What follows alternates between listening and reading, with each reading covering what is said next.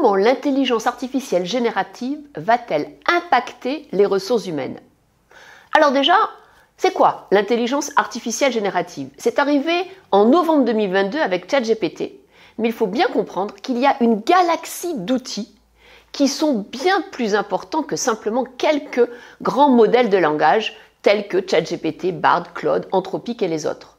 Nous avons aujourd'hui énormément de startups qui utilisent ces modèles de langage pour proposer des nouveaux usages.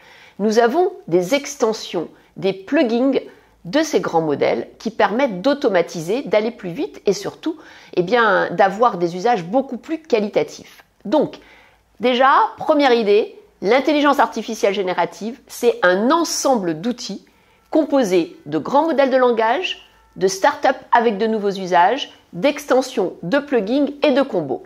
Deuxième idée, dans les domaines RH, on le sait déjà, l'intelligence artificielle classique avait déjà commencé son chemin et commençait déjà à impacter le recrutement, les études, la qualité de vie au travail, la rémunération, mais aussi la paye.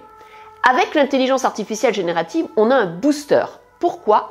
Parce qu'en fait, dans la conversation qu'on va pouvoir avoir grâce à ces chatbots, on va pouvoir individualiser la relation avec le collaborateur et la relation avec des candidats, avec bien sûr des talents que l'on veut attirer.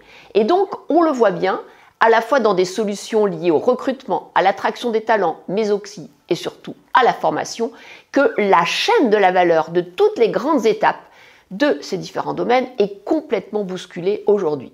Prenons un seul exemple, le e-learning. Avant, nous avions des chargés de formation qui créaient des scénarios, créaient des vidéos, communiquaient auprès des équipes et intégraient l'ensemble dans des LMS.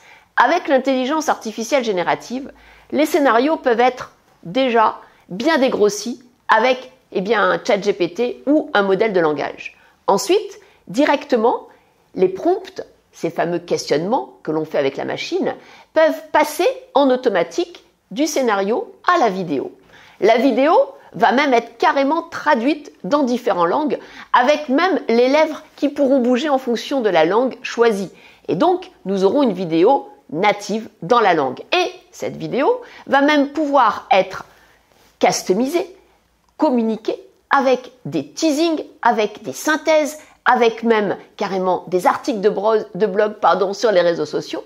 Et donc, on verra en interne comme en externe tout un package de communication lié à la formation qui a été réalisée par l'intelligence artificielle générative. Aujourd'hui, quand vous prenez des exemples chez L'Oréal, chez MBDA, tous ces exemples qui sont dans le MOOC ChatGPT et IA mode d'emploi pour managers et RH qui est sur Fun, vous avez ces entreprises qui vous expliquent qu'elles ont déjà testé des parcours de e-learning totalement automatisés avec l'IA générative.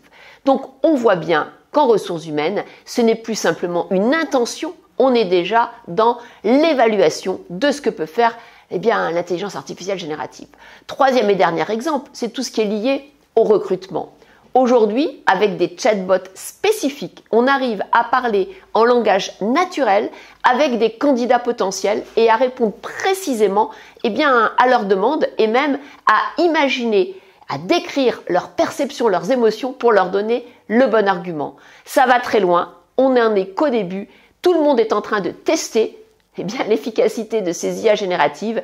En tout cas, je pense que les RH ont un bel avenir devant eux parce qu'ils vont devoir accompagner toute la transfo des métiers avec ces IA génératives et commencer par se transformer eux-mêmes.